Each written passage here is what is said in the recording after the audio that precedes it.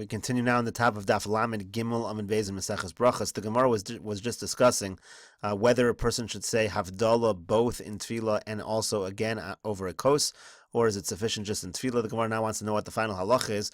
Amar le Ravina le Rava. Ravina says to Rava, Hilchas Amai, what is the halacha? Amar le Setim ki Kiddush.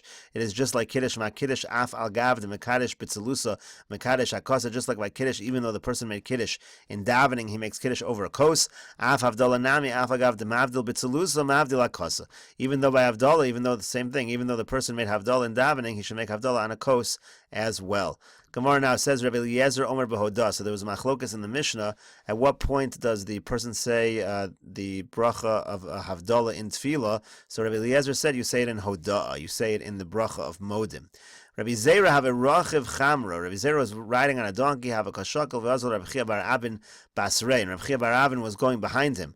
Amar lei said to him, V'adai de amrisu mishmei de Rabbi Yochanan. Is it true that what you said in the name of Rabbi Yochanan, halacha k'Rabbi Eliezer b'yom tev shechol lios achar HaShabbos, that the halacha is like Rabbi Eliezer, that we say Havdalah in Hoda'ah if Yontif falls out on Sunday. The idea here is that there is no atachonen.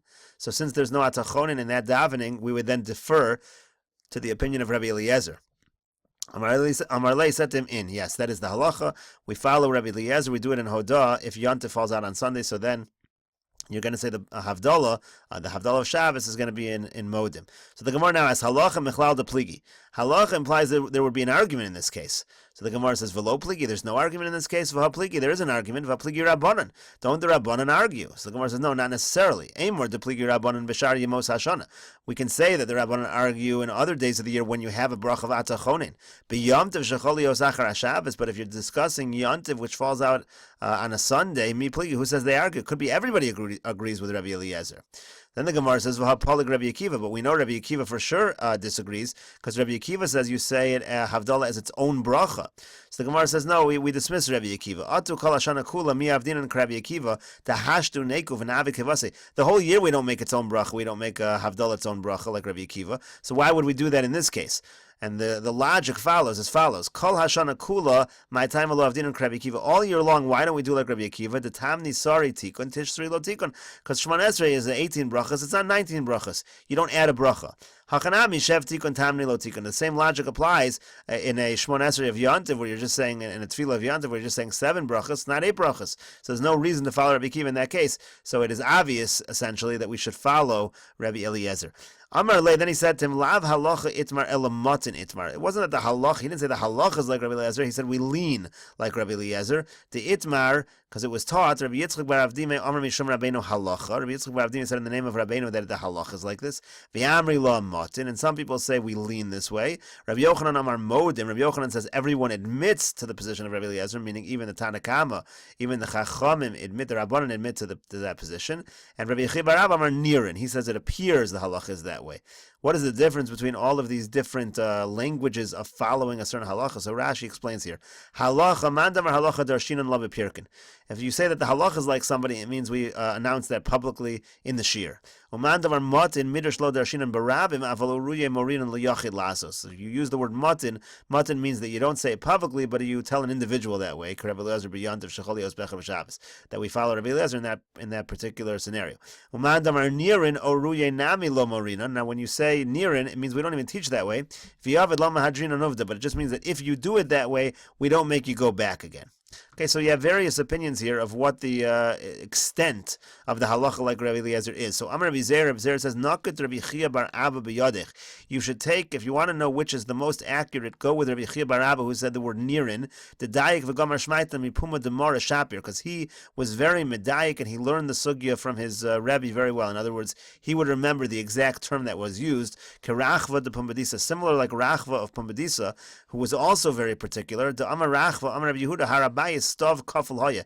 He said that when Rachva was quoting Rabbi Yehuda, he said that Harabayis was like a double ledge was surrounding it. Vaya Stav lifnim mistav. There was a ledge inside a ledge. Now the point of the Gemara here is that he used the word stav as opposed to the word itztava. He was very particular to use the exact language of his Rebbe. So we're just giving another example of someone who's particular in this fashion. Amar Rav Yosef says, Anelo hayadan avelo hayadan. I don't know this, I don't know that. I don't know exactly all the different opinions of where you should say it. Elami de Rav Shmuel Yadana, but I know what Rav and Shmuel said about this scenario when Yontif falls out after Shabbos, the Takinu Lon Marganisu Bavel, because they instituted for us a gem in Bavel, a gem of a tefillah in Bavel as follows. And the bracha that we say on a Motzei Shabbos that falls out on Yontif is Vatodienu Hashem Elokeinu es Mishpatei Tzidkecha, Vatalamdenu Las Chukei Ritzonecha, Vatanchilenu Zmanei Sasun V'Chagin Adava, Vatorishenu Kedusha Shabbos, V'Chvon Moed, V'Chagigas Haregel Ben Kedusha Shabbos, L'Kedushas Yontif Yivdalta, Ves Yom Hashrim V'Sheish Tzimah Masa, Kidashte Yivdalta V'Kidashtes Amcha Yisrael V'Kedushasecha V'Titen Lonu. So that is the bracha that they were Masak, and Rashi explains exactly how this is positioned. Vatodienu, Rashi says here, Lomar, to say, B'makom v'titen lanu. In the place where you would start v'titen lanu, you start v'todienu. U'l'kshiagia ben kedushas Shabbos l'kedushas yontiv v'chulu hivdalta v'gidashas amach yisrael v'kedushasecha yomer v'titen lanu Hashem Elokeinu mu'adim l'simcha. When you get to that point, then you go transition into v'titen lanu. U'misayim mekadesh Yisrael v'hazmanim. And the bracha ends mekadesh Yisrael v'hazmanim. Now the Gemara picks up here with the Mishnah. Mishnah says, Ha'omer al kan sipor yagiu rachamecha. V'altov yizacher shemecha, modim mishaskin oso. Mishnah here is giving us three scenarios where we quiet a person down and tell him he should not say what he is saying. The first is if he says that you had mercy, you HaKadosh Baruch Hu had mercy on the kan tzipor. This is referring to the halacha of shiluach hakan, that a person should not say that the reason why we send away the mother bird when we want to take the babies is because of Hashem's mercy. We quiet such a person down. Also, we quiet a person down who says that your name should be mentioned by good things. And then finally, we quiet a person down when a person says modim twice. The Gemara will explain all of these. Gemara says, Bishlama modim mishaskin oso mishan de michsi kishtei rishuyas. I understand why a person should not say modim twice, because it looks like you're davening to two gods. Also, when you say that your name should be mentioned by good, it implies only by good and not by bad. And yet we learned in a Mishnah, a person needs to make a blessing over bad, just like he makes a blessing over good. What about the last thing? The person shouldn't say that you had mercy on the nest of a bird. My time, what's the reason why that's problematic? There was an argument about this amongst two Amoraim in the west, Rabbi Yossi bar Ravin and Rabbi Yossi bar Zvida. The two Amoraim were Rabbi Yossi bar Ravin and Rabbi Yossi bar Zvida. Chad Omar mimnei shamatel kina b'maisa bereshis. One opinion is that the reason is because it creates jealousy. In Maisa bereshis, we're mentioning that HaKadosh Baruch Hu had mercy on the bird, but what about the other animals? The Chad Omar mimnei she'osa midos of shel HaKadosh Baruch Hu racham. The other opinion is that it makes the midos of HaKadosh Baruch Hu as if they were merciful. Ve'enon ela gezeres, but they're only decrees. We shouldn't give reasons that the reason for this was rachamim, because the mitzvahs of HaKadosh Baruch Hu are gezeres, their decrees. There was once a person who went before Rabbah to daven. And he said, he said, just like you have mercy upon the kansipur, you should have mercy on us. Exactly what you are not supposed to do. Rabbah said, Rabbah said, oh, this person knows so well how to compliment and how to appease his master, as if this was a good thing to say. So Abaye said to him, to Rabbah, it says in the Mishnah, we quiet such a person down. What are you praising this for? So the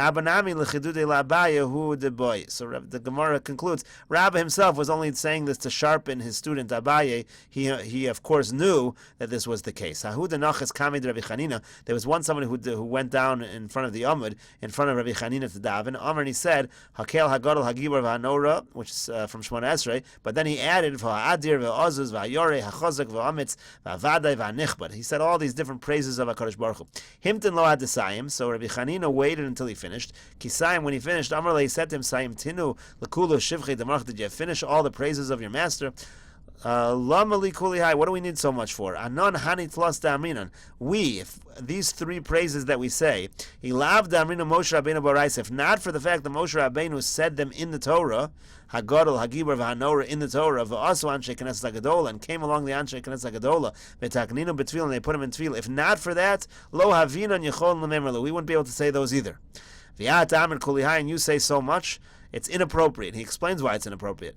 Kuli Hai Va'azlas, you go on and you say so much. He says, Mashal Melech Basar V'dam. It's a mashal to a king of flesh and blood. Shayilo Elef Alafim Dinari Zav. He's got thousands upon thousands of golden dinarim. V'hayu Mekalzan Osavashal Kesav. And they praise him for the silver that he has, even though he has gold. V'halo Ganayulo. That's actually degrading to him. He has much more than that. Point being, we cannot really fathom the praises of HaKadosh Baruch Hu. So that which we are told to say, we say, but that's all we say. We don't say more because it would actually imply a degradation that this is all of the attributes.